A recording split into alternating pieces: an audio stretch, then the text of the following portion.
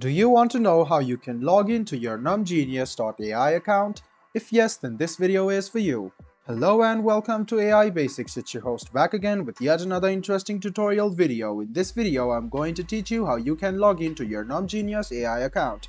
Go ahead and open Chrome or Edge browser on your PC, go to the Google search bar and then search for Numgenius AI login.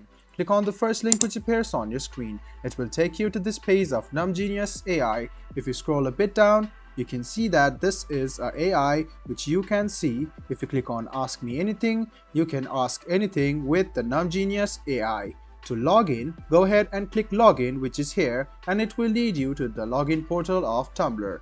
Go ahead and write down your email address over here, your password over here, and then click Login. This way you can log into your Tumblr account and then you will be logged into your Numgenius AI as well. So go ahead and click on Ask Me Anything and you can see sign up over here. If you click on sign up, it will lead you to the same page where you can click on login and you can see this is the login page. You can write down your email address, password and then click login.